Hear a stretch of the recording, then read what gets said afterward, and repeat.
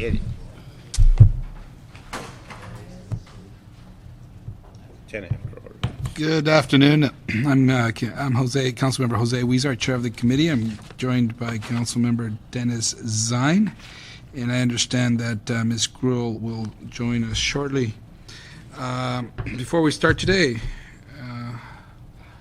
I have an announcement, but I'll wait until Ms. Gruel gets here. And so why don't we start with item number 1 and go from there. Item number 1 is the City Controller Report relative to a performance audit of the city's public education and government access channels. Great, thank you. Welcome. Good afternoon, members of the committee. My name is George Skiles. I am a manager at Schoberg Eveshank Consulting. You manager what? At Schoberg Eveshank Consulting. Our firm was hired by the controller to conduct this audit, performance audit of the city's PEG access operations. The audit began in July 2008. The report was issued in December 2008. The objective of the audit was to assess the efficiency, effectiveness of ITA's oversight, operation, and management of the city's PEG operations. This included an assessment of the governance structure, the mission and vision of PEG access, level experience of staffing, programming decision processes, benchmarking with peer operations, peer channels, and evaluating how ITA assesses its performance and assesses the performance of each individual channel. This audit was conducted in accordance with generally accepted government auditing standards. Before we get into the findings of the report, I want to describe a brief background because really throughout the audit engagement, the city's PEG access has been in a series of transitions and is, I believe, currently in a transition period right now. During the course of the audit, there were 4 PEG access channels, 2 citywide channels. One was LA City View 35, the government access channel, and one was LA 36, the educational community access channel. Most communities throughout Los Angeles also had 2 additional public access channels, and that all of these comprise the PEG access system in Los Angeles. The public access channels were operated. There were 12 stations throughout the city, and they were operated by the cable operators themselves.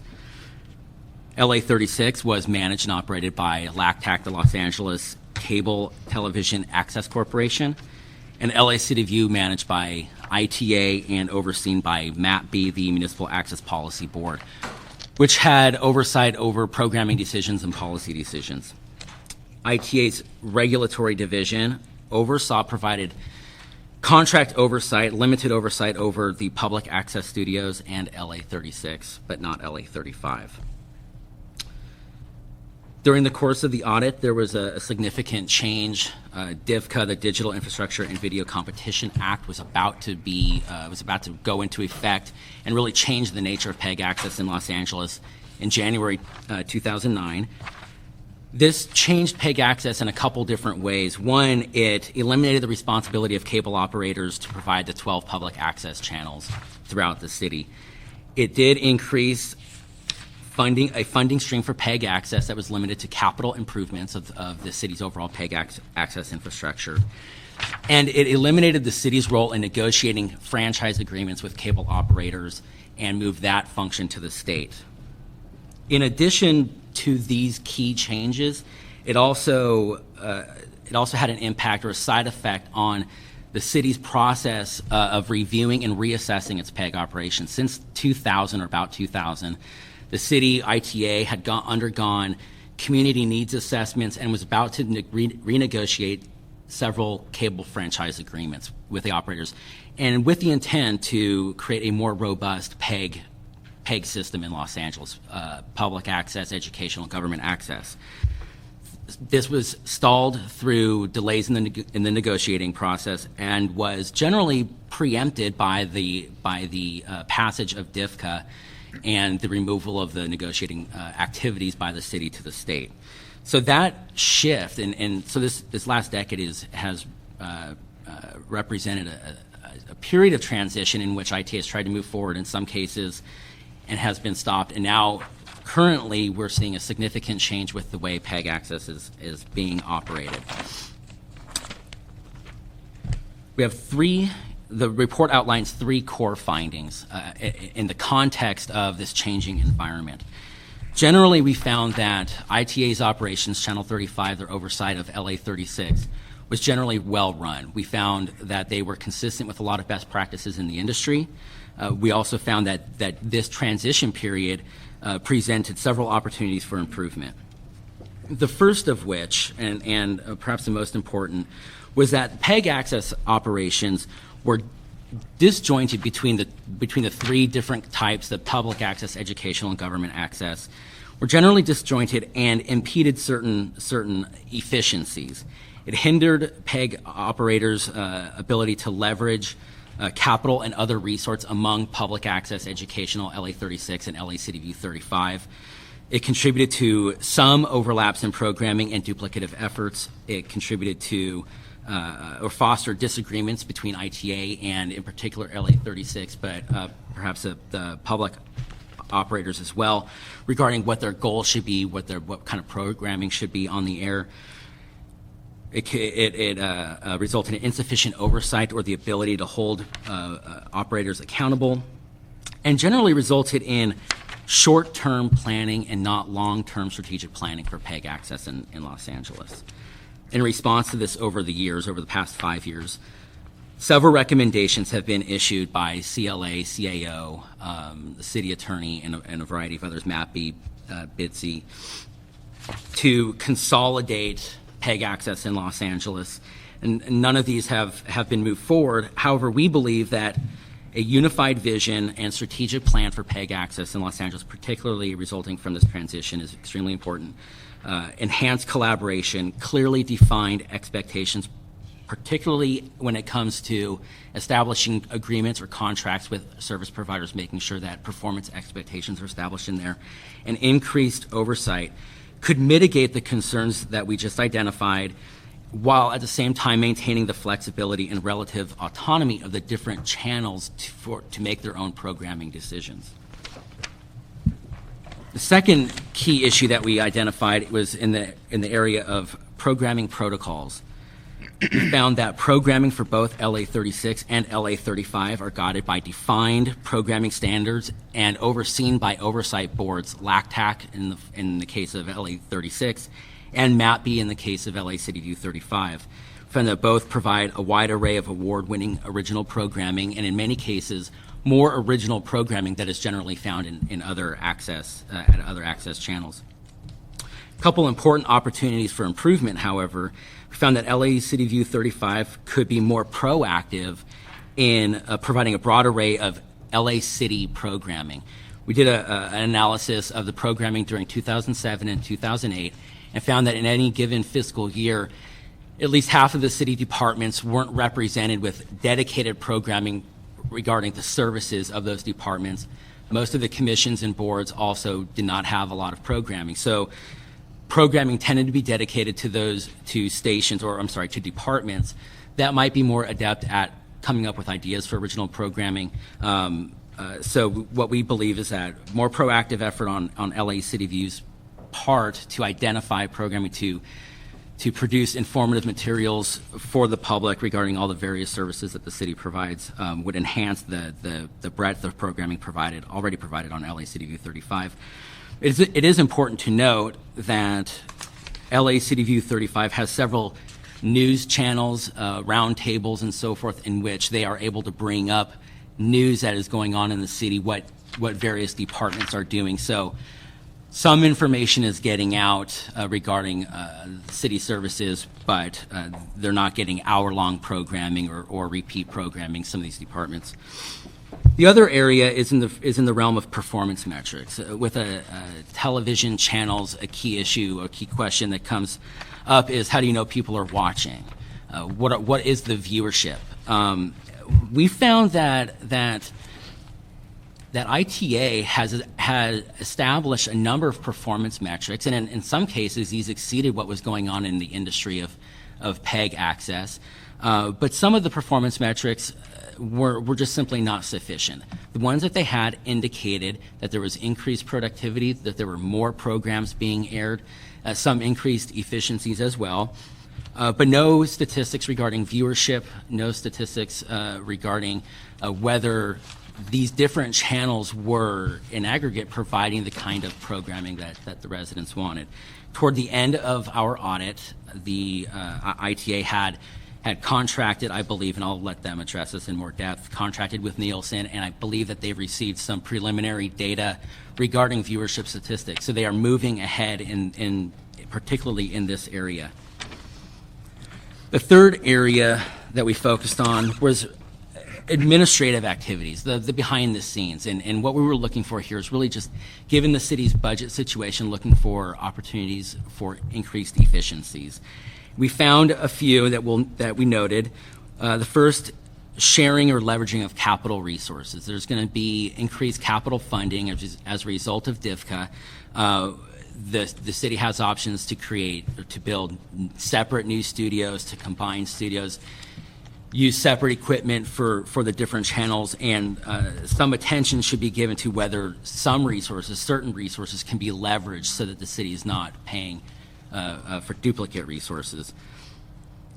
In addition to that, securing supplemental funding through sponsorships, cost recovery models for production rates, and the increased use of interns and volunteers as a very important resource for programming. Additionally, potentially streamlining the consulting contracting process employed to hire its over 90 on-call specialists every 3 years. The contracting process it can take a substantial amount of time, and over a 3-year period to continually doing it can take a substantial amount of time. What we recommended is that they work with the CAO and city officials to determine if there's another option available to them. Employing half-day rates or hourly rates for contractors rather than committing to a full day's work when the primary assignment for that contractor might be a 3-hour council session or another meeting that they might be airing. And at a minimum on the contractor invoices, requiring them to note the specific work projects that they're working on, instead of, if there's a 3-hour council session, instead of noting 8 hours for that council session, note 3 hours for that council session and then 5 hours for the other remaining work, so that it can be verified, the activities that they're working on. And then finally, closely managing the cost reimbursements that are paid by proprietary departments for the airing of their material, so that budgeted amounts that are dedicated to council control departments or non-proprietary departments are dedicated to the programming for those departments and are not used for proprietary departments instead. So it's more closely managing the reimbursement process for those. In the end, we made 11 recommendations designed to enhance or improve an operation that, like we said, we thought was generally well run in the city of Los Angeles. Before I close, I'd like to just acknowledge the cooperation and professionalism of ITA and LA36 staff in providing us with the information that we needed to conduct this audit, as well as in responding to the audit and the initial response and supplemental response that they gave us. Thank you. Thank you very much for that thorough presentation. And if we could ask ITA to come up, please, and provide a response to the controller's audit, and then we'll open it up for questions from our colleagues. As a reminder, if anybody wants to speak, you could fill out a speaker's card and bring it up to our clerk. Thank you. Welcome. Good afternoon, council members. Mark Wolf with ITA. William Imperial with ITA. Good afternoon. First, on behalf of ITA, Channel 35 and Channel 36, we'd like to express our thanks to the Controller's Office and their staff of consultants for the hard work and level of cooperation that we experienced during the auditing process. Secondly, we're pleased with the results of the audit. In particular, the findings and recommendations made by the Controller's Office are consistent with ITA's goal of providing the most efficient oversight and planning possible under the new state law for the city's public education and government access channels. As the Controller's audit reveals, there were no major deficiencies found in the performance by ITA of its oversight of the city's PEG channels, as well as in the operations of Channel 35 and 36. There were specific performance areas and recommendations made in the audit report that can be improved by ITA and Channel 35 and Channel 36 that we have accepted and that will be implemented over the next year. For example, ITA has been working with the CLA, CAO, and City Attorney's Office to ensure that the recommendations from the PEG Access Report that were adopted by the Mayor and Council in December of this past year be implemented. This was something that the audit found to be necessary in providing a long-term strategic plan for PEG access for the City of Los Angeles. In particular, Channel 35, through the Municipal Access Policy Board, has implemented a strategic planning team that's comprised of city staff from the Mayor's Office, City Council, and ITA to evaluate a strategic plan for the future of the city's PEG access channels and website, and completion of this work is expected to transpire over the next 12 months. ITA has reported to the Comptroller's Office that it expects to provide an update to the city in general by way of a status report on the state of PEG access in March 2010 to address all of the recommendations made by the Comptroller's Office in its report. Much of the work that ITA and Channel 35 and 36 does will be impacted by the current fiscal crisis that has and will affect the work that we do, including staff shortages and monies for the operation of the city's PEG channels. It's ITA's and Channel 35's and 6's intention to fully implement the recommendations made by the Comptroller's Office within the time frame period and report back to the city on the progress made in these areas. We're here to answer any additional questions that you may have. Thank you. One of the overarching questions is, so what are the steps, if we could summarize the steps that ITA will be taking to adopt option 1, as we call it, and what are the obstacles to implementing option 1? Well, if you recall the basic tenets of option 1 from the BITSI-MATB report that was adopted by Council, sets out that the city is entitled to 4 PEG access channels, and to preserve the right to continue to have those channels air programming. Option 1 provides that the government channel, Channel 35, continue as Channel 35, Channel 36 take on some public access programming that was wiped out by the state law because Time Warner closed its studios and shut down its operations of public access, and that it also do some community programming and continue with its educational programming. Now, those are the 2 that we've been discussing, 35 and 36. The 2 new channels that will allow us to preserve the channels that Time Warner gave up when it shut down its studios, which were public access and educational access, local educational access studios that were operated and run by Time Warner, will be run by UCLA UCTV, that currently has programming on satellite out of its UCTV station in San Diego that will now be adopted or taken over by UCLA. And with regard to the 4th channel, just to preserve that channel to see where we go forward in the next year or 2, that it just be an electronic billboard channel providing information but not programming, run by the 2nd government channel at little cost to the city, by the way, at a very small cost. Now, in the next year, what we hope to do, these are the next steps, right? The next steps are to get the other cable operators to interconnect these channels too. We're talking about Cox, Verizon, and Charter. We are in a dispute right now with AT&T, but if and when we get them to come around, we expect them to interconnect those channels too, these 4 interconnected city channels. If and when we can develop that 4th government channel, it can either become a public access channel as contained in option 1, or the government channel can then begin to provide some programming on it. Now, what do we intend to do? Well, actually, what we're doing right now is we're still discussing with the city's public access producers what it is that they need and how it is that they can get there. We were considering an RFP even if they can get a group together that's financially responsible to run that channel at no cost to the city. That's still up in the air, and we still are continuing to work with Leslie Dutton and some of the other people that have approached you and have approached us as well. And we've left that option open. Now, going forward in terms of the audit itself, what we intend to do is issue a new grant to Channel 36 that encompasses what the findings are in the option number 1, that they take on educational, community, and public access programming, so it's made part of their grant, that they provide a quarterly performance metrics based report to ITA so that we know that there are self-reporting and that we also follow up on that.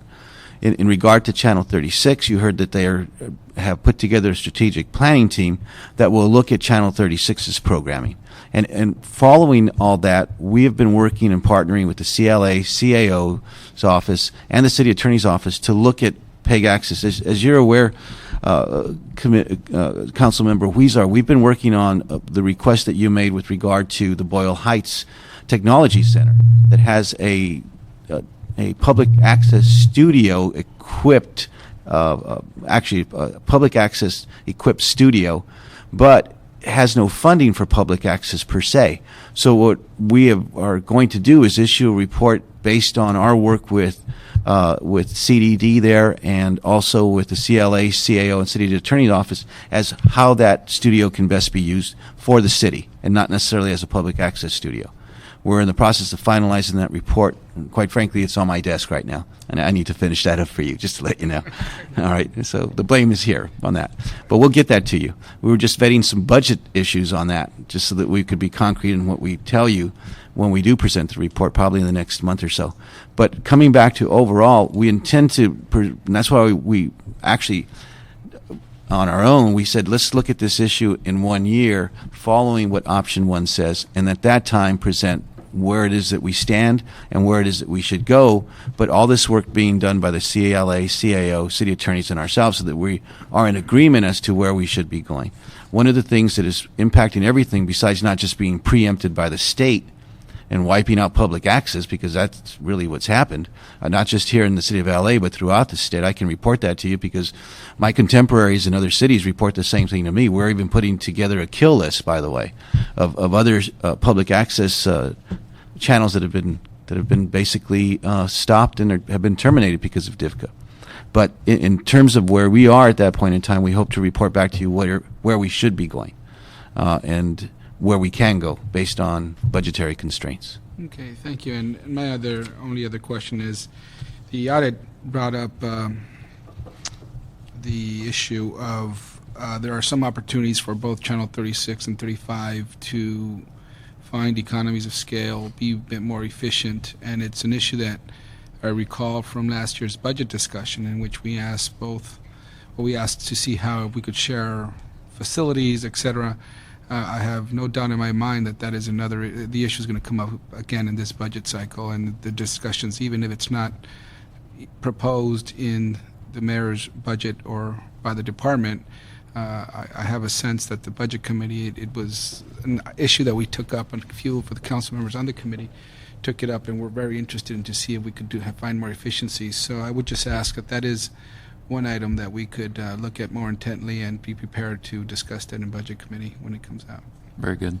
We have actually, Councilman, made some progress in that area. We actually have a very good relationship with Channel 35 and Channel 36, along with the Cable Regulatory Division, in terms of coordination and communication. And to give a recent example, we've had Channel 35 actually utilizing some of the assets of Channel 36 for some of the programming production that they've done. They've recently done produced a particular episode where they utilized the satellite van from Channel 36 and the production of the content that they've produced for Channel 35. So I'm sure that we'll be able to continue to make progress and improve efficiencies by leveraging resources between both entities. Okay. Thank you. Any questions? I have a Before I call upon you, I want to congratulate you, Ms. Gruhl, for your election. You're in 3 months going to be on the other side of the desk here. And, Isn't that going to be fun? That's going to be fun. But congratulations and for our new controller. So. That's right. This is our first first meeting since after the election. Thanks. So, well, I'm excited about it. Just a couple questions. One, on the $5 million that is expected to be generated, when does that come forward? How does that get utilized? I know it's for capital primarily, is what I read. The first payment is due because all franchise fee payments are paid on a quarterly basis. It's paid 45 days after the end of the quarter. So the first payment we expect to receive is May 15th. And we expect to receive at least $1 million from the cable operators. And that is for capital use only. And the determination of it being only on capital use was state legislator determined, correct? What the state did is they pawned it off, by the way, to federal law by saying that it's to be used subject to federal law, and federal law has the capital use restriction. I remember reading it was one of them that had that. So, and from the CLA and CAO's perspective, and looking at as we go forward in the budget, was that anticipated revenue this year in our budget? I believe it was, because part of that money is earmarked for Channel 36 when we receive it. For capital. Yeah, the challenge is that it's restricted funding, not only for capital only, but for capital for PEG, unlike the 5% revenue that franchise fees, which can revert over to the general fund. The good money, sorry. Yeah. Okay. The other is there was in the audit, it indicated that the proprietary departments had not reimbursed the general fund. Has that occurred subsequently? It has, I guess... It has or has not? It has. Okay. But if I could summarize kind of what the problem is in a nutshell, there today is a process whereby when proprietary departments reimburse us, it comes back to the city and is in an account that is not accessible by Channel 35 for its operations. That money then, at the end of the fiscal year, will then revert back to the general fund. So ideally, what we have done since we do not have direct access... Is that by design? Yes, it is. That it goes to the general fund? At the end of the year, it would revert back to the general fund. So what we have done in the past, over the past few years, since this operation or process is in place, we have gone to the City Council, worked with the CAO, and gone to the City Council through the financial status report process and had the money moved from the account where it sits that's not accessible over to our operational account for Channel 35. So that has been done on I'll call it on a periodic or intermittent basis, not as a regular practice. So as a result, it ends up hampering the overall operating budget of Channel 35. So ideally, we would like to see a process in place where when that money comes in, it's automatically accessible to Channel 35.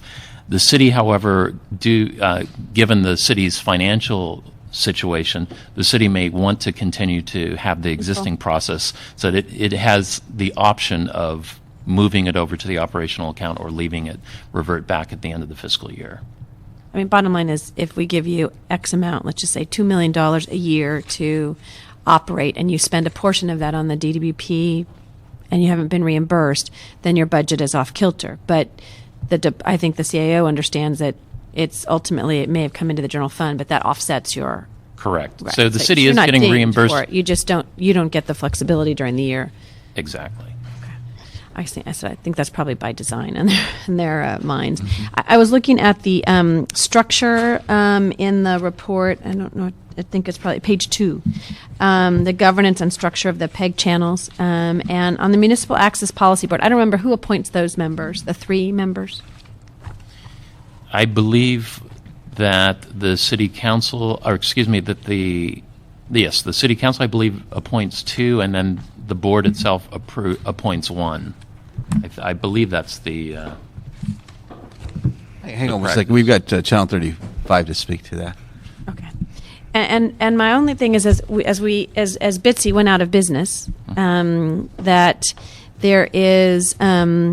there's an LACTAC board over here, and there's a municipal advisory board over here, and then there's a City of LA and ITA, and never the 3 shall meet. I mean, they may be informally, but as far as a structure, when you're looking at the overall policy or strategic plan, who's ultimately responsible? And if you looked at this, if you looked at this governance structure, it would. Everyone has their own piece, and there's no overriding. The way that I'll let Mr. Agani, Tony Agani from Channel 35, answer your question. I've as to seen the him a few appointment times. of the MAPB. Good afternoon, Tony Agani, Channel 35.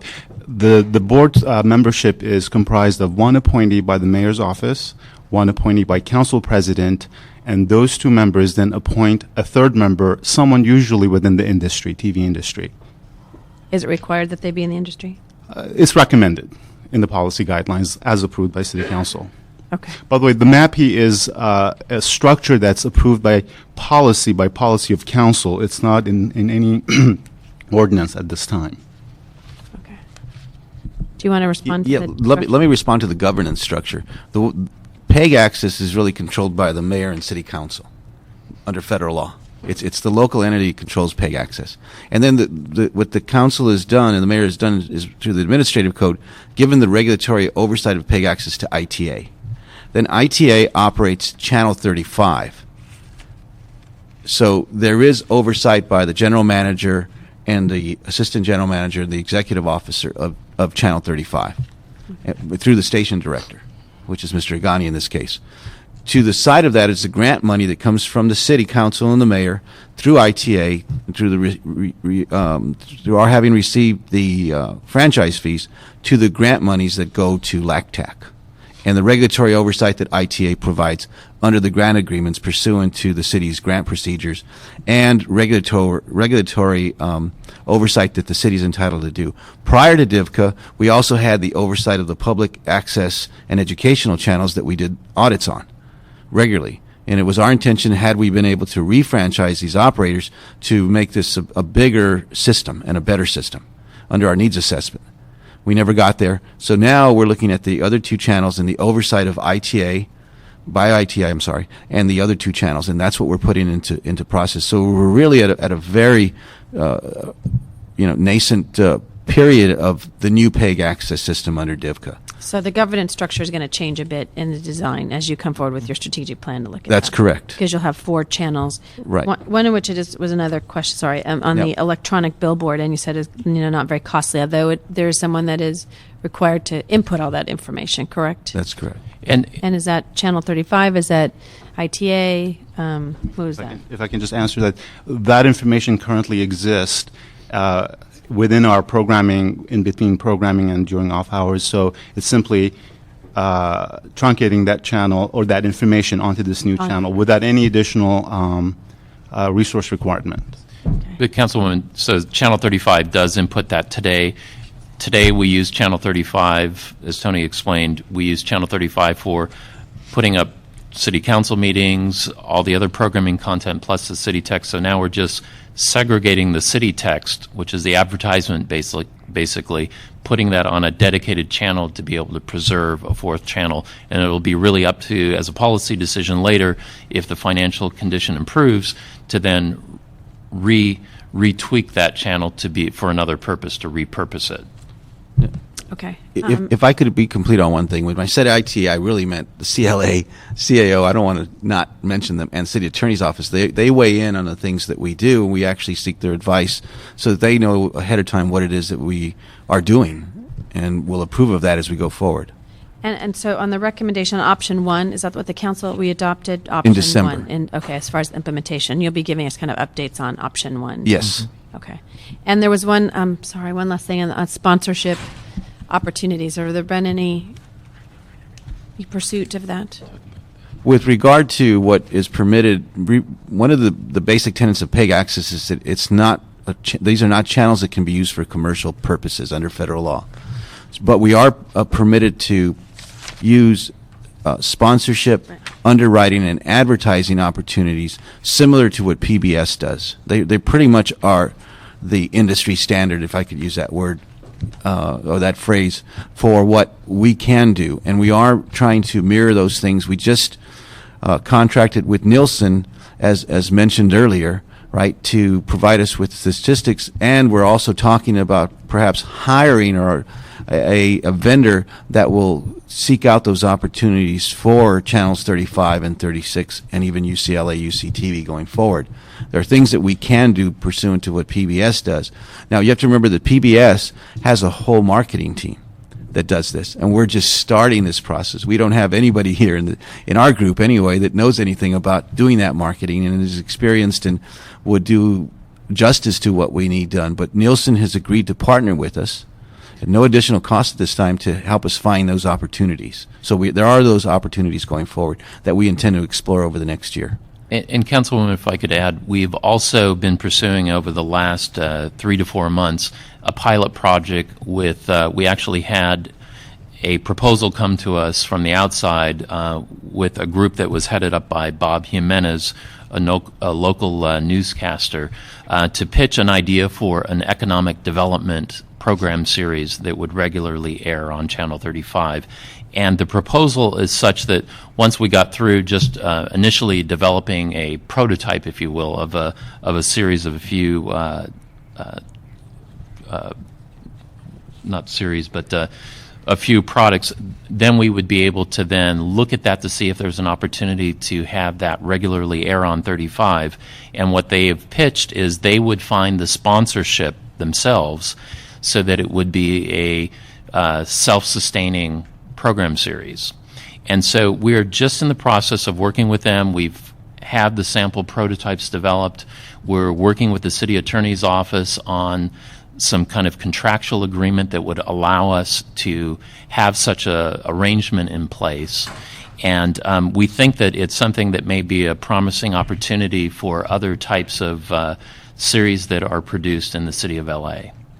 So we've made some progress in this area, and Channel 36 is currently already doing sponsorship, and they are aggressively pursuing new opportunities for partnerships and sponsorship to bring in additional revenue, realizing the city's fiscal situation. And I think what the chair was talking about was the importance of the coordination between the two that, that we really want to see in this organizational strategic plan, the two leveraging those as well, and what we're going to use for getting $1 million on May 15th, what the plan, I'm sure that'd be part of our budget, which we both serve on the budget as we go forward, that $4 million additional dollars.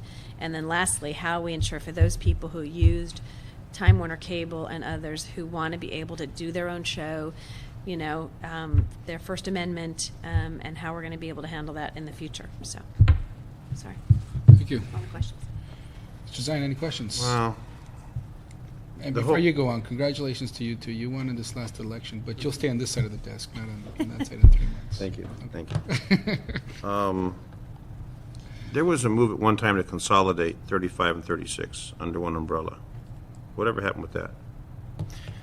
That was never, that was a CLA report that went forward to council, and my recollection is that that item was never, it was note and filed, and there was never a implementation of the recommendations that had been made in that report. What's one going to offer that the other one can't offer? When I'm looking at with the two different operations that the taxpayers are paying for, and if they're sponsorship, I assume that's advertising revenues, and the budget is obviously significant. And I'm not criticizing the productions; they do great productions. It's quality production. I want to commend I do a lot of things over there along with my colleagues, and the correspondents you have do a great job. And you got one camera. I think you work 7 days a week, 24 hours a day. But when we're in a cost-cutting operation, what can one do that the other one can't do? Well, if I may, actually consolidating the operations of the two channels is not a good thing for the city. What one can do, the other shouldn't be doing. Public access has First Amendment issues that the city shouldn't embroil itself in. And so that's why this third party, the LATAC, which is a 501c3 corporation, was designated originally as a public access channel and then got moved to an educational channel. But we're paying for that. We're partially paying for it. We don't fully pay for funding for LATAC. We're What paying. about the personnel that are assigned there? And They are LATAC employees. There's 3 employees only, by the way. It's not a big operation. Most of these operations really never are. Are they still on Wilshire Boulevard? No, they're right here on 2nd and Los Angeles. Okay. They're downtown. And so we don't fully fund them, and we don't have the First Amendment issues that we would necessarily get tied up in that the city attorney's office has warned us about over the years. So that is one issue that's large and looms over us all the times. Now, in terms of consolidating the operations in a physical plant, there may be some really good things that could be done there. If we could find a space that they could both can share, then and there could be one door for 35 and one door for 36. There definitely could be some really, and it's on city property. If we can find a city property that would house that, then it definitely could be some real good efficiencies for both. See, what you see at Channel 2 is Channel 9, Right. the same studios. Right. But- Channel 11 is Channel 13, the same studios. Yeah. KNX Radio and KFW Radio, the reporters are now broadcasting back and forth. Right. So when you talk about, I can understand the First Amendment issue. Right. But if we could cut the costs, because I'm sure there's a share of money that could come back to the general fund, what's the budget for 35, 36? For 35, it's 1.3 million. That's for the operations of operational, but there are other things that they do that go into the operations of 35 that takes it to 2.7 million. 2.7 million. On staff. Right. And 36? 36 budget is around $855,000. That's my understanding. That's all? This, correct. And the city's contribution? Is 605,000. Okay. Well, in the big world of money, that's not considered a lot, but if there could be a savings, since one of the things I'm looking at, not that I said on budget and finance, but it comes to us eventually, is how we're going to come up with Yeah. $400 or $1 billion to bail the city out with this budgetary crisis. And that might be a part of it where they can, like the DNA, for example, we have the city and the county DNA lab at Cal State LA, and they share the joint facility and share the cost. The other issue is with the two other channels that you mentioned. Yes. Time Warner, for example, used to have public access, and they do a lot of programming. That's been wiped out. That's correct. Now they say they'll do video on demand, which you can tape something and it's a video on demand, which to me is a step down from a regular broadcast. The access that those folks had, and we've heard them in council, how does that play into 35 or 36 or the other two operations? And I'm trying to clarify on the cable, what are the other two channels they're going to offer, if any? If I could address that, Councilman, the public access portion, what we've done with option one that you adopted as part of the December report that went forward on PEG, on the new PEG model, Channel 36 was slightly retooled in that they were not only going to now be providing information about community and education, but in addition, they were going to be airing the best of public access on the channel. And in addition to that, they would work towards having on-demand content for the rest of the submittals that they receive from public access producers. In talking to the general manager of Channel 36, who is here today, Carla Carlini, she has indicated that since January, the cutover of this new change, they have only had 20 public access producers submit content for them for airing on Channel 36.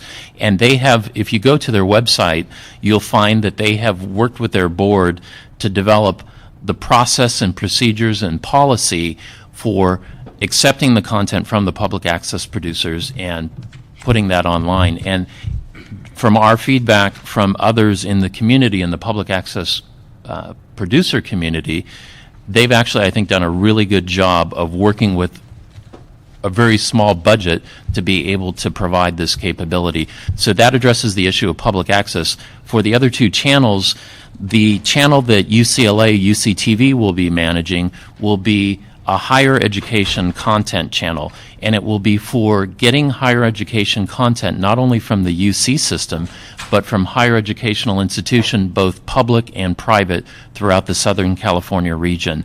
And again, that's at no cost to the city. The advantage to UCLA was they previously only had their content aired on satellite broadcast, so now they have a whole new viewership with cable providers throughout the city of Los Angeles. The fourth channel that we have, again, is a placeholder where we're putting up a bulletin board that will be scrolling text of city advertisement. We can put any type of advertisement. It can be city department events. It could be community events. It can be a variety of content. And eventually, again, as the financial situation improves, that station, that 4th channel, could be changed, and it could go from a bulletin board channel over to be a 24/7 public access channel, or any other channel that the council and mayor feels would be the best use of that channel. And would that be accessible through cable, dish, satellite, any other technology, AT&T, Verizon, all the different? It would only, the 4 channels will be required to be broadcast by any of the providers that are under the state law. So the exception to that, Councilman, is the satellite providers. They are not subject to the state law, the DIVCA law. So if they have a satellite, they're not going to be receiving what is transmitted for the city council? Correct. Any of the 4 PEG channels, including Channel 35 for the city council meetings, would not be aired on the satellite broadcast. And the city has approached the satellite community on multiple instances to make a request to have the PEG channels aired, and the satellite providers up to this point have not agreed to doing that. A channel slot would be, it's a commercially a viable asset to them, and they don't want to give it up for free. So other than the satellite, the cable and the conventional, well, the Time Warner, AT&T, Verizon, they will be occupied. They will be supplying this, the 4 Yes, channels. that is correct. Okay, and what about LAUSD? They have their station. Has there been any, because we're talking about education, government access channels, has there been any coordination with them? Yes, and coincidentally, Councilman, we've had a number of conversations with them telephonically over the past month and a half when Council first asked us that question. This morning we actually sat down with the producer and general manager of their television station to talk to them about different partnering opportunities, more specifically how potentially we could leverage airtime on their channels. They have one primary channel, Channel 58, but with the new digital transmission that will be in place in June, they're actually splitting their channel capacity into 4 separate channels. And they actually have plans for the use of those channels with their elementary and secondary education and with some professional development, but they may have some capacity to air some of the content of the city, like city council meetings, but they would do so at a monetary charge to the city. They're not, again, giving it up for free, and as similar to the city of Los Angeles, they are also having many financial difficulties, so they're looking at creative opportunities for bringing in additional revenue. Okay. And the audit showed, obviously, that you folks shouldn't be criticized, unless you want to. Well, we were very happy that they didn't find any major deficiencies, and we'll leave it at that. Well, it's good you're not animal services, because we would have found some. Right. And we were told, actually, by the controller that this is one of the finest consulting firms that they use, so we Never heard of them before. Yeah. Do you folks do a lot of auditing for the city? Sorry? Do you do a lot of auditing for the city? We do a fair amount. Yes. So maybe you were lucky this time. They're the nice one. Luck is good. We'll take it. Yeah. It's all constructive criticism. Thank you very much. Thank you very much. We will, the action of this committee will be to note and file the audit, if that's okay.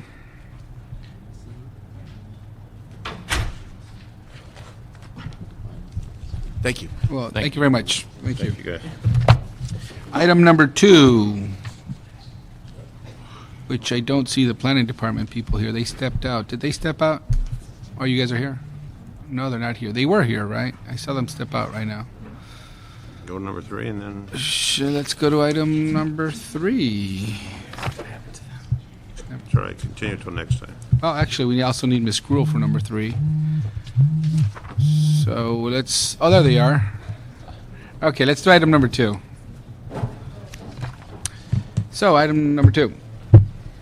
Item number 2 is a motion relative to the city controller performance audit of the city's process for planning conditions for development and instructing the Department of City Planning, Building and Safety, and Board of Public Works to respond to the audit and report regarding better coordination during the entitlement process. Thank you. And this is an item that we submitted a motion to bring this to this committee, and we did it quicker, well, faster than usual, because of the interest that myself and other council members have shown in being a bit more efficient, especially in these economic times when people are out of work and housing is in short supply. It behooves not only the developer who wants to find ways to get their permits and start doing what they're good at, but it also helps the city in terms of jobs and providing the housing in some cases and the services we would like to provide. And so we actually did a motion along with Councilmember Smith not too long ago to review a report that was put out by then, I think he was a Commissioner, Dan Garcia, that recommended ways for us to be a bit more efficient in these entitlement processes. And we will be looking at that report fairly soon to see where we are with those recommendations as well. But with that, let me have the Controller's Office and give us a brief summary of this. Thank you. Welcome. Thank you. Good afternoon, council members. My name is Fred Brousseau. I'm with Harvey M. Rose Associates, and this is Severin Campbell, also with our company, and we were retained by the Controller's Office to conduct this performance audit of the city's process for planning conditions for development. The scope of the audit included numerous departments. The Department of City Planning is the lead agency in terms of the development project review process, but it also involves, and our audit covered, the Department of Public Works and its various bureaus, the Department of Transportation, and some other city agencies that are regularly involved in the process, including Housing, the Fire Department, and Department of Water and Power. And Building and Safety, yes, excuse me. The types of projects we reviewed ran the gamut from those that are approved by the Director of Planning through those that are approved by the City Council.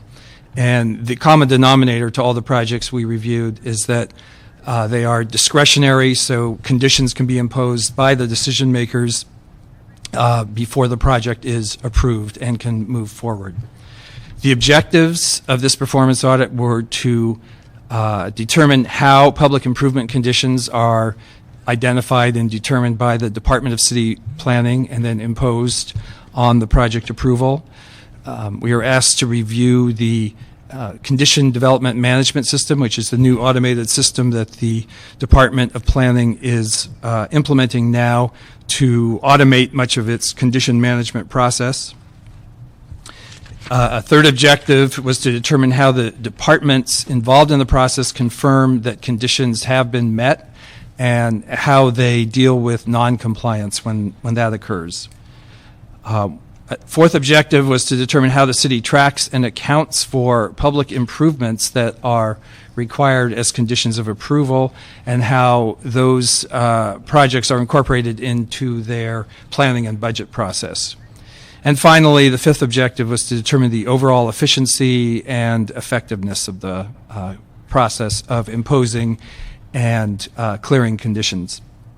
The methods we used included interviews, a review of department and city statistics and records about cases, development project cases and conditions, and we also conducted a review of 26 individual case files to go through from beginning to end and understand how the process works. Again, the lead agency being the Department of City Planning, that was where we focused our attention, but we dealt with the other agencies I mentioned as well. Key findings from the audit, and each finding area sort of mirrors the process.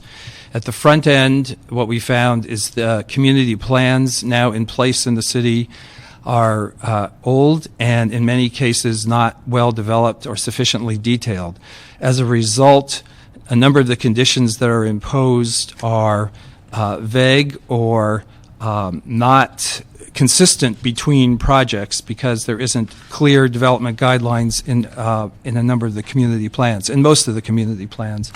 The most recently updated were updated in the mid-1990s. Some of them go back to the 1980s. And the department is in the process of starting an update plan now that will take a number of years, but the plans that are currently in place lend themselves to more case-by-case discretionary conditions than would otherwise be the case. The second finding area involves the conditions that are imposed. What we found in many cases is they are not clear or specific. There isn't always a quantitative set of criteria in place to serve as the basis of the conditions. Many conditions are determined for a particular project for certain circumstances, but without a consistent rule of thumb for how common development issues are dealt with across projects. In terms of setting conditions, a third area of findings is that the Department of City Planning doesn't manage the process of setting conditions. Many agencies are involved in presenting conditions in their area and submitting them to the department. What we found, however, and then they're all collated and included as conditions of approval when the project is approved by the decision maker. Some of the problems we found in that process is not all departments are reviewing and preparing their conditions to get them to the Department of City Planning timely so that they can be added to all of the conditions that are approved by the decision maker, be it the City Planning Commission, the zoning administrator, or one of the other bodies. The numbering system for the conditions is very cumbersome. It's not easy to track compliance. In some cases, we found redundant conditions on the same project. So the process is not an easy one to manage. And again, the City Planning Department isn't responsible for the management of the entire process of imposing the conditions. It doesn't have the authority over the other departments, I should add, but no other department does either. So there's no single point of authority over the process. There is a committee in place comprised of the key agencies involved in the development review process. It's called the 12-to-2 committee, the idea being to take 12 agencies and narrow down what they do and their roles to 2 lead agencies, one being planning and the other being building and safety. The goal, we think, is a good goal that the committee has. What we found in looking at what that committee has done so far has been oriented on process, but not resolution of these management issues of who's actually in charge of this process and who can bring all the pieces together.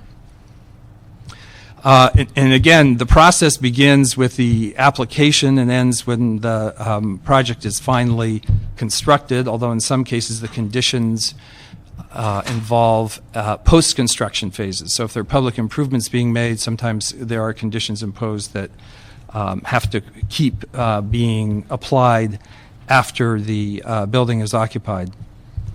What we found here is that the Department of City Planning, their role stops when the building permits are being issued. So even though there's a lot of steps still involved in the development process, the planning department is essentially done at the time the building permits are issued. And then building and safety takes on a greater role. One of the problems we found in some of the cases we looked at here, though, is that the building and safety department can then change some of the conditions. It's a legitimate situation many times because things change as the construction is underway.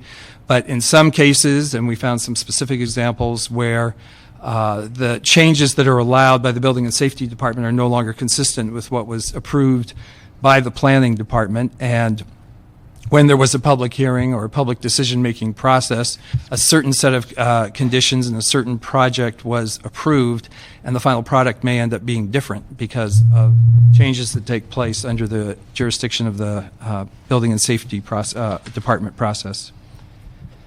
We also found the Department of City Planning lacking in documentation standards for clearing conditions. So all developers and applicants need to bring their project applications back after the decision maker's approval to show that they in fact are going to comply with all the conditions. And on some of the larger projects, some not even that large, there can be 100 or more conditions. So it's a large, unwieldy set of details to deal with. But what we didn't find is the department had a consistent way of tracking those conditions and ensuring that all of them, one by one, were being complied with. There are sign-offs by planning staff, but not done in a consistent fashion in a way that auditors or management can come in and make sure that all of the conditions have been adhered to. Another finding area is that the other departments involved in the process, so building and safety and engineering in particular, take on a greater role after the planning department has issued its approval, but that those departments, again, don't take on responsibility for overall clearing of the conditions. So the building and safety department is certainly looking at building code issues, but they are not trained and not as oriented to, for example, make sure design and landscaping conditions imposed by the planning department are being adhered to. Terms like attractively landscaped may appear in a planning condition, but the building and safety role is not one that can evaluate those or make determinations if that condition has been met. And regarding the condition development and management system, the CDMS system, which is the new electronic system. In the past, the process has been very paper-driven, with lots of paper documents that comprise the applications being sent to multiple departments, and their conditions and review documents being sent back on paper. The department is implementing an electronic system that will catalog all the conditions and allow for various departments to provide input electronically instead of on paper. What's missing in the system right now is resolution, though, of the management of the process. So, for example, if a department doesn't submit their conditions in time for the public hearing on the project, the planning department at this point doesn't really have authority to go to that department or to make them submit their conditions in a timely fashion.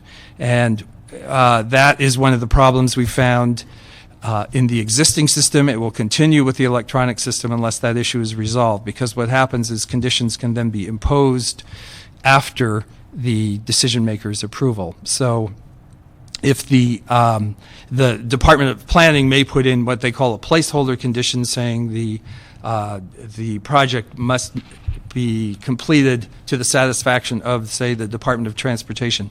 If the Department of Transportation submits their conditions after that fact, they may change the nature of the project or the look of the project in a way that wasn't known at the time of the Planning Commission or other decision maker hearing. The other thing about the CDMS system is it will consolidate a lot of information that has not been automated by the planning department. But there are now 3 systems in the department that are in the city that are separate. So building and safety has a system tracking their conditions and projects, and engineering has a system tracking their conditions and projects. And these 3 systems are not set up now to share information between them, raising the risk of inconsistent information about the same projects in different systems. Finally, the last area findings in the audit pertain to city departments, and what we found is that they're not consistently tracking, planning, or budgeting for maintenance of public improvements that result from conditions of approval imposed in the development project process. So a number of public works bureaus, the Department of Transportation, the Bureau of Sanitation, all have fees in place, and they're generally geared to the initial installation of the public improvement, but they don't all have fees in place that keep up with or identify the actual costs of maintaining the improvements once they are in place. So those were the summary findings from the audit. The report contains 27 recommendations addressing all of those areas for improvement. And that's the summary. We can respond to any questions or Okay, great, thank you. And I think what we'll do at this time is ask the planning department to come up, and I know they don't have a written report yet, but we will have a verbal report on this today. Great. Thank you very much. Yeah.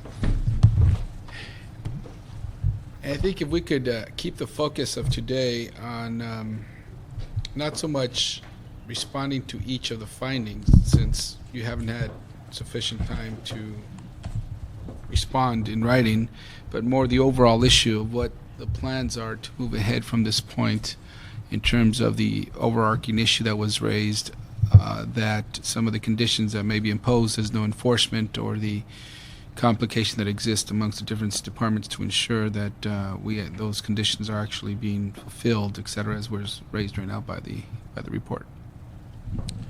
Thank you very much. Michael LeGrand, Department of City Planning, Chief Zoning Administrator. In terms of the audit, we'd like to thank the Controller's Office and their consultants for working with us on this and working with us on the various drafts that we did review with the consultants and their help. And we are in agreement with their findings, and we do feel like they pointed out some issues, many of which we were aware of and some of which are new to us, but definitely issues we feel we need to improve upon. So we are in agreement with the audit and felt that they did do a good job in terms of their analysis and the depth that they looked into the samples that they chose to take a look at in terms of the development process and compliance with conditions of approval. Having said that, we are going through a comprehensive review of the audit and want to come back to this committee with some formal recommendations on how we can address the things that were raised in the findings of the audit and kind of our game plan for moving forward. In general terms, a lot of the ideas you did hear about, like the 12-2 committee that we're working with the multiple city agencies, is really in line to kind of create a more open system that's more transparent, but that also works better for the city agencies as well as the public, so that we can ensure consistency in how we develop conditions, how we track conditions, monitor those conditions, and impose them on projects.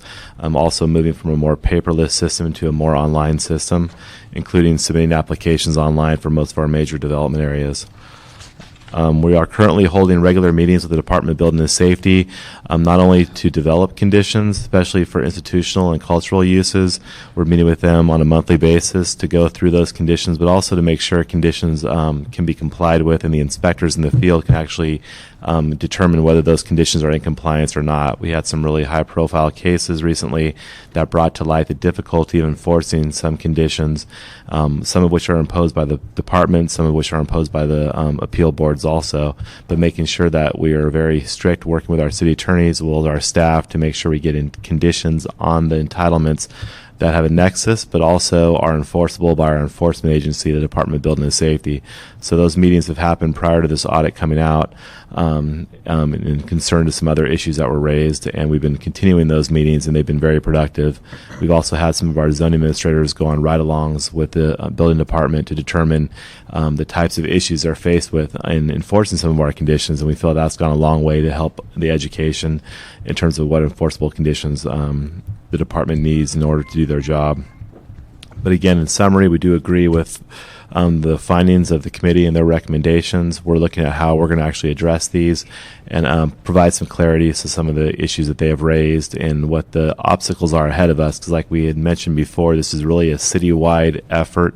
The planning department may be the first lead into the development process, but there's many city agencies that we get conditions from that we impose upon the projects and that clear those conditions, working with us in partnership. So it's really a city family issue that we feel we need to address in a holistic approach with all those agencies.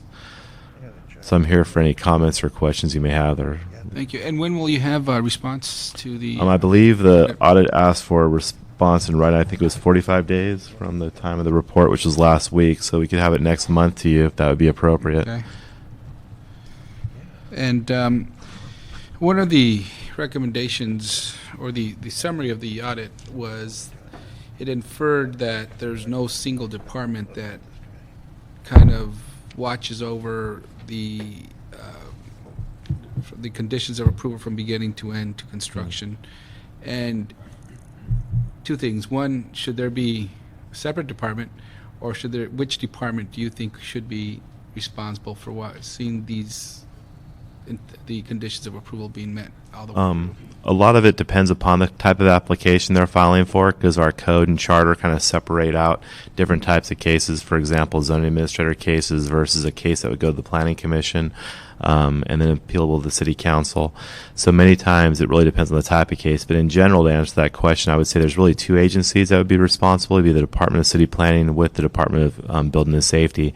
Many of our areas are knit together very tightly in terms of the enforcement agency being the Department of Building and Safety.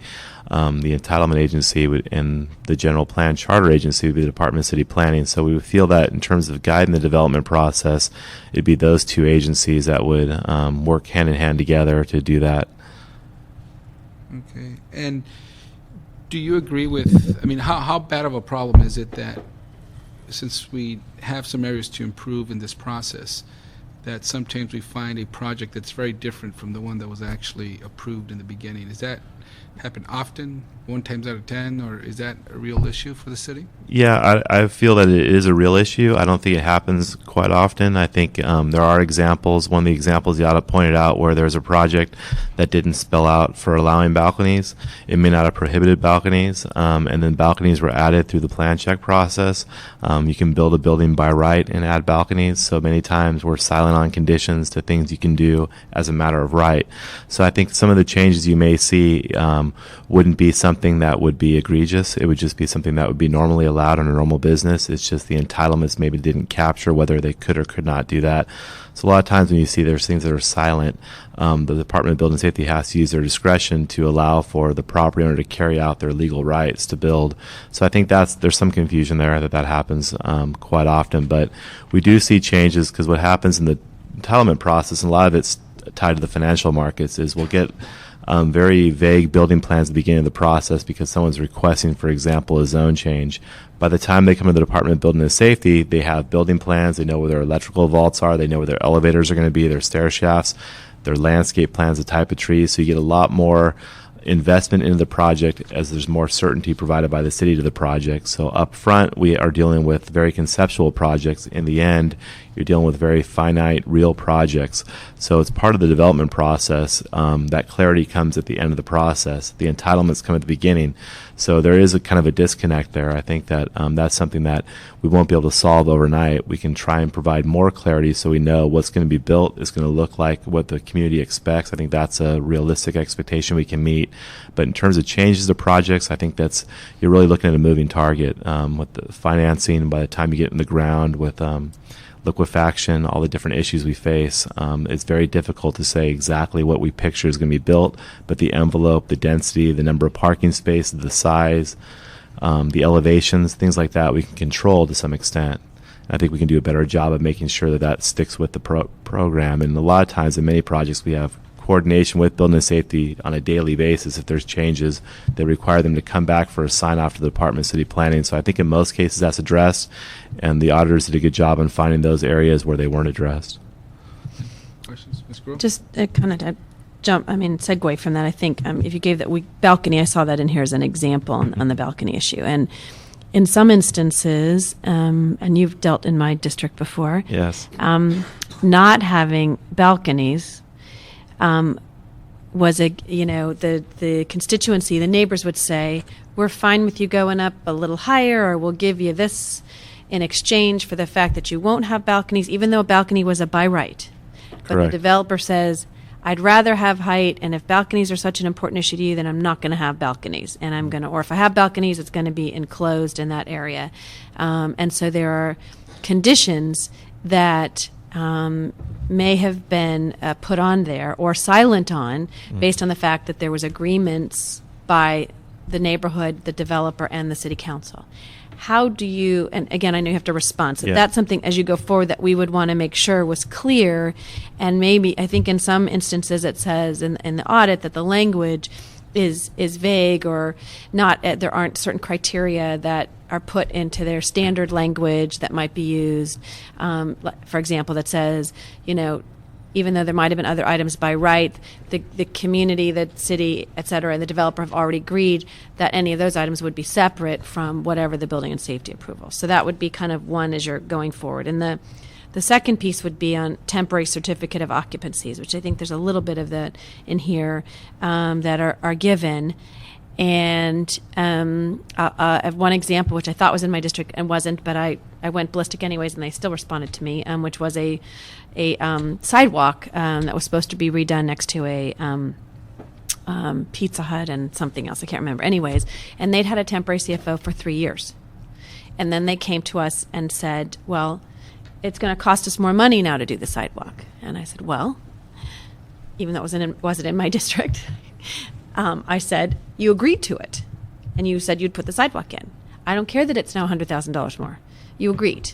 So I don't know if there's also an avenue in which you look at temporary CFOs that are given, and to ensure, without council involvement, that they're actually implemented. And again, I know sometimes council gets involved to say, we want you to give them a temporary CFO so they can begin going, but there's a period of time in which you look back. And so whether it's a tickler file or whatever that kind of pops up that says, have they completed that in your computer systems, would I think be also a very helpful component.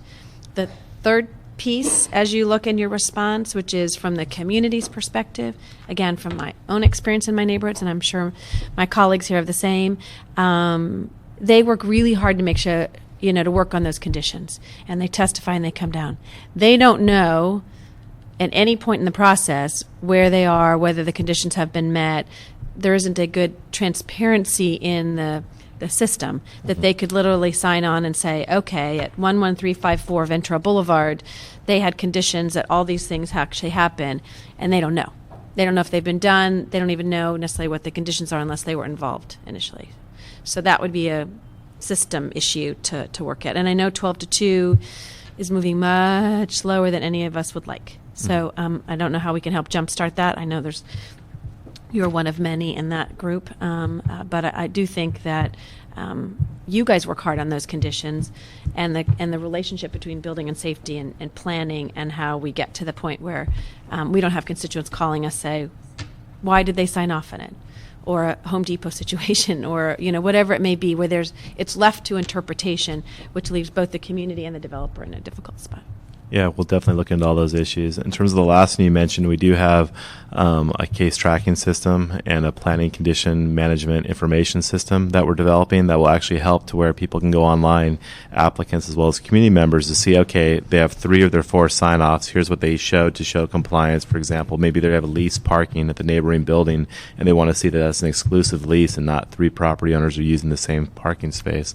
Something like that, so people can research that online, and if there is an issue, they can bring it to our attention. But luckily in your district, you have very well-educated constituents that they're their own computer system. They know our system almost as well as us, but we're trying to make it more transparent so the person doesn't have to spend so much time educating themselves just to find a building permit or to find the online clearances that we've done. Thanks. I'm sure I will have more questions. I reserve the right. No problem. That's just the idea as you're responding. Yeah. Mr. Zine, any questions? Oh, a couple here. The issue of the community plan said old and outdated. How many community plans are we updating now? We're currently updating 12 community plans. And how long will it take to finish those? We can report back to you separately on that. I know that our Director of Planning, Gail Goldberg, has been working diligently on getting those community plans to completion. We have different ones in different stages because we started them at different times, and we can give you a full report on exactly where there's at your next update. And another concern that I have, where someone goes to planning, building safety, they get entitlement, but then they don't do anything. It sits. How long can it sit before something can be done? It's just deteriorating. For financial, the loan, whatever the case may be. But they have this plan, everything gets approved, and nothing happens. In terms of if they started construction, maybe they put the framing up and then the building not just even stalls? that. It's still It's just paper documents, they never paper carried it document. out? The ground is still grown with weeds. Okay. Yeah, in that situation, we have most of the entitlements on the zoning administrator side, which tend to be the smaller type entitlements, like a request for a little bit of additional height or maybe a reduced side yard or parking on a different site, tend to last 2 years. If they don't get to their certificate of occupancy or get substantially underway within 2 years, that would expire. A zone change, for example, can run up to 6 years. A tract map can go up to 8 to 10 years. So it really depends on the type of application they file. But for your smaller projects, you're looking at about 2 years. Larger ones, anything 5 to 10 years is a pretty safe gauge. And it depends, again, on the type of project they're doing. So like a large condo project, it could be from the time they get entitled to the time they actually decide to utilize their map. It could be up to 8 years. Because sometimes they get that entitlement and they want to flip it and make some money. Meanwhile, the community sits there after it's gone to neighborhood council, and some arguments back and forth, finally sign off, and then it sits because they're trying to flip it for someone else who comes in who wants to modify it. Yeah, that's very common. Very And common. How do we prevent that? Well, I don't think there's really is a mechanism from preventing that. What we try and definitely do is when there's an applicant before you, many times you'll see the property owner involved, and when we consider a real project, even the ones that we assumed were really real projects because of the financial crisis we're in right now have not come to fruition. So in this market, it's very difficult for them to secure loans, and many of the projects that did have financing have lost that financing. So unless they're self-funded projects, which we see a few of those from large corporations or large family trusts, we're seeing many of those projects be put on hold, and they're trying to kind of restructure and come in to modify the project just to get something that, for example, meets the new market where maybe there's more commercial and less a need for condominiums or more rental units compared to condominium units. But that's what we're currently seeing. But in the prior markets, we did see that where applicants would get value in the entitlement itself and then try and sell it to bring in another person to build it. But I don't see there's a way for the city to prevent that from happening. And then the other question is building and safety, planning, DOT, fire, and all the other, that consolidation, and also at different locations where people are running around. Some communities have a one-stop shop. I think we're trying to do, 12 to 2? Correct. Are we ever going to see the time, is it ever going to come to fruition where you will actually be realistic to say, you go to this location and you can check everything and go to the different counters versus Fig Plaza, Broadway, City Hall, and you'll accumulate $100 in parking charges? How do we make that a little more responsive and effective for the people? Yeah, I think that's something we definitely bring to the 12 to 2 committee. We have looked at that internally in the department in terms of looking at the possibility of manning our Figueroa one-stop center more. We currently have a one-stop center with all the departments at the Figueroa City Hall building or city offices. And we do have information there and staff there to do clearances as well as taking applications where they can talk to all the agencies. But in terms of the processing of the entitlements, they are done in different areas of the city. And to get those clearances, you would have to go to City Hall as well as Figueroa and our subdivision counter, for example. But we are taking a look at that, within our budgetary constraints. And the other question I have, there's a building, an office building, doesn't have sufficient parking. And part of the agreement is they use an American Legion lot facility to accommodate the parking under a lease agreement. Okay. But they don't want to pay the price. Is it building and safety enforces it? Planning department, who enforces that? Building and safety is the enforcement agency for the city, so they would enforce those conditions. We'd work with them to make sure that they have enough clarity to enforce that condition so they could see the intent of the legislative body who acted on that. For example, a number of spaces that were required, what documentation they needed to provide to us to show that they had those spaces. A lot of times, if a property owner isn't able to obtain those spaces, they can request a plan approval is called from the department where we review that same situation again, and they can find another lot, maybe it's adjacent to it, that might negotiate with them or be able to provide the parking for a price they could afford. In the event we have a case right now we're dealing with where the property owner wasn't able to show us by notarizing that the case was an exclusive lease for those parking spaces, so they're not able to move forward with their entitlement. And until they can show us that, they either have to modify that condition and probably get it through an appeal board, or they basically can't complete their restaurant. So there are conditions like that where if the applicant agrees to them and doesn't appeal them and get them overturned, they're going to live with them. And in the event they can't live with them, their business can't go forward. And as much pressure as we get, unfortunately, we can't waver from that. And so the cooperation between building safety and planning and DOT now, Yes, there is definitely. better than before? Yeah, I feel it's very strong. I think we've done a good job of our general managers kind of setting the stage for cooperating and having open lines of communications, and that's trickled down to the staff levels. I know there's not a day that goes by that I don't hear from an executive from the Department of Building and Safety on my cell phone, clarifying issues that we deal with from small projects to large projects, trying to make sure that we're trying to provide the best customer service we can. Okay, that's all I have. Thank you. Thank you very much. So we'll refer this item to Plum, and we'll ask the planning department if you could be back in 45 days to give your written response, and we'll request out of the controller's office. But it's Thank you very much. be here as well for that report as well. Hopefully you can. The controller's office can come back for that. Thank you. Thank you very much. Thank you. Next item. Get the JV now. John White, City Clerk. Item 3, motion Gruel Bizarre relative to the Department of Transportation reporting on its ability to meet the 2012 deadline for traffic signal synchronization.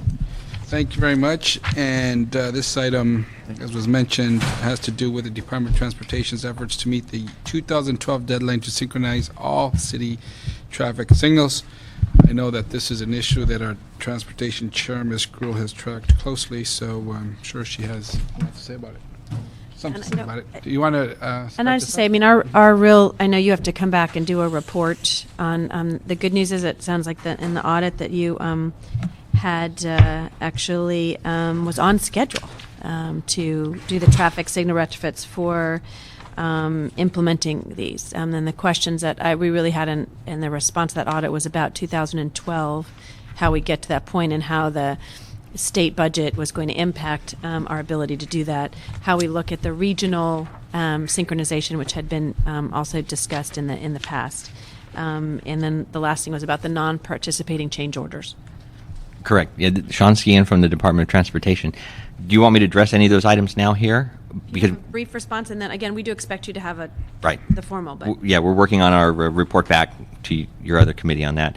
I think probably the most urgent item or interesting one would be the 2012 schedule for completing the LATAC system. When the Prop 1B passed in November of 2006, we set forth a schedule to complete the design and implementation of the LATAC system citywide based on the funding that was provided in that legislation enacted by the voters. And we hired staff, we geared up for it, we got our teams together, and we started working on the design.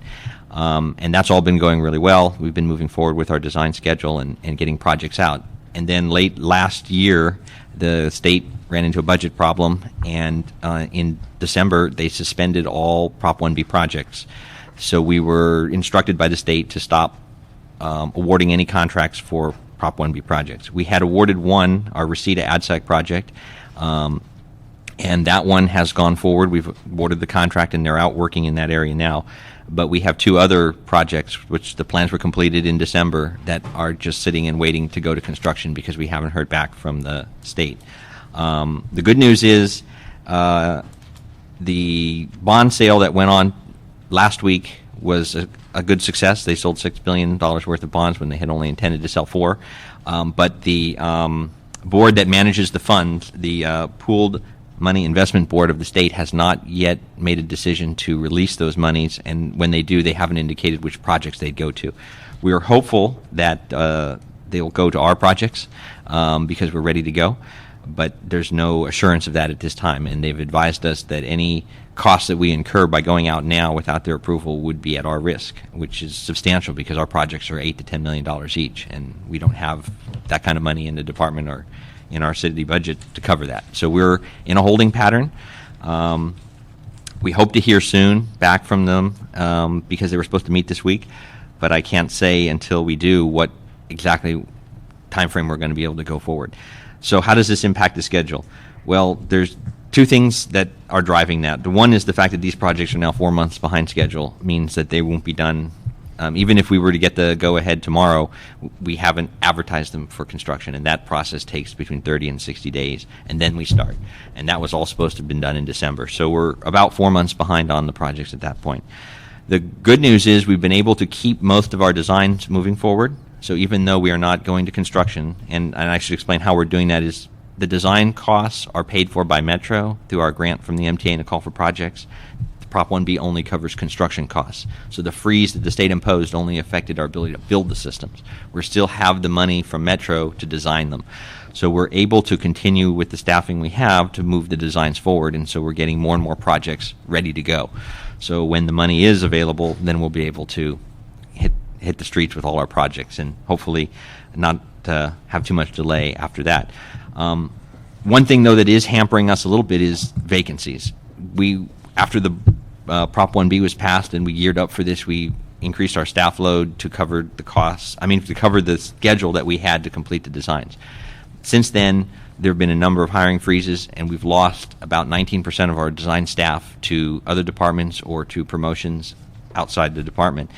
and we've not been able to fill any of those vacancies as a result of that.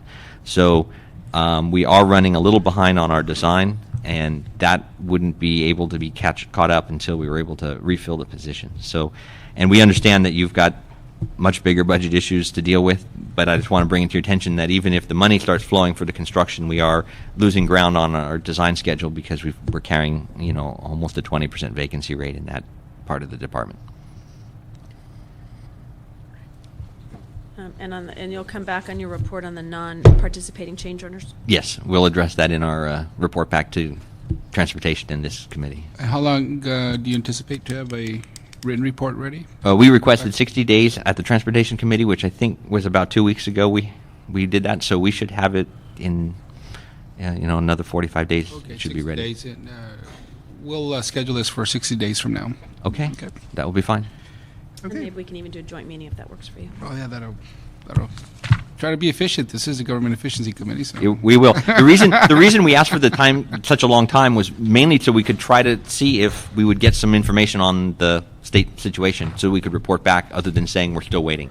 So it looks like hopefully we'll get something in that time period. We'll be able to report back. Excellent. Thank you very much. Thank you. We have our speaker on this item, Dr. Clyde Williams.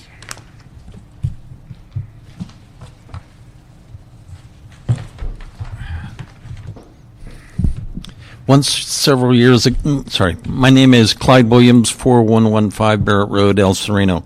Once LADOT told me that Huntington is for the traffic, for the commuter traffic, to get it from Monrovia into downtown.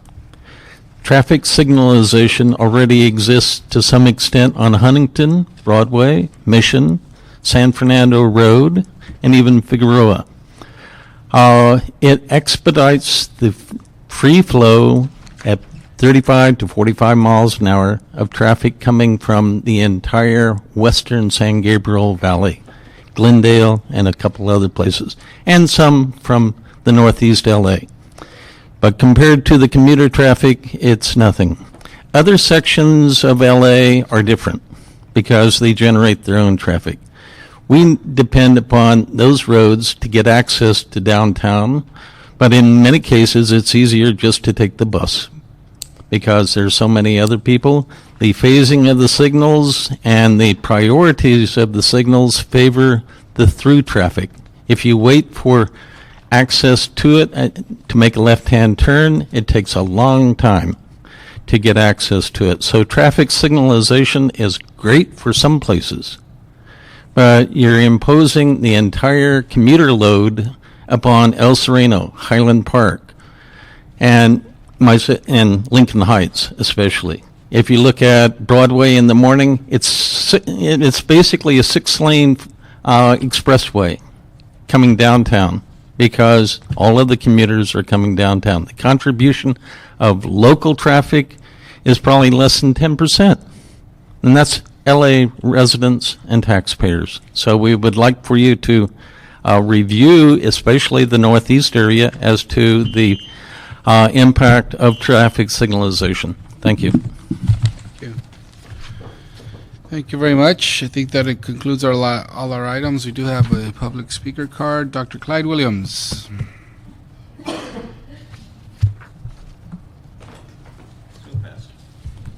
don't even need notes for this one. Audit and government efficiency. Guess what? Southwest Museum, Autry National Center lease. For 20 years, LA City has had a lease with the Autry National Center. They have not paid $1 of the $1 per year requirement. They have not met any of the terms and conditions of the lease. We would like to have the city controller, either now or in the future, review the Autry National Center's lease agreement, especially in light of the fact that they were required to get approvals for all of the previous improvements that have been made. They were supposed to submit as-built drawings to the city. They haven't. They were supposed to submit annual reports, financial reports, costing, pricing of everything, even in the shops. and memberships, but they haven't.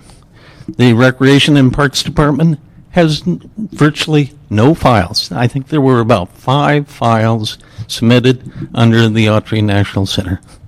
I think it requires an audit. Thank you. Thank you very much. If I'm correct, that concludes our meeting. Okay, meeting adjourned. Thank you. Thank you, Wendy. Couple more of these.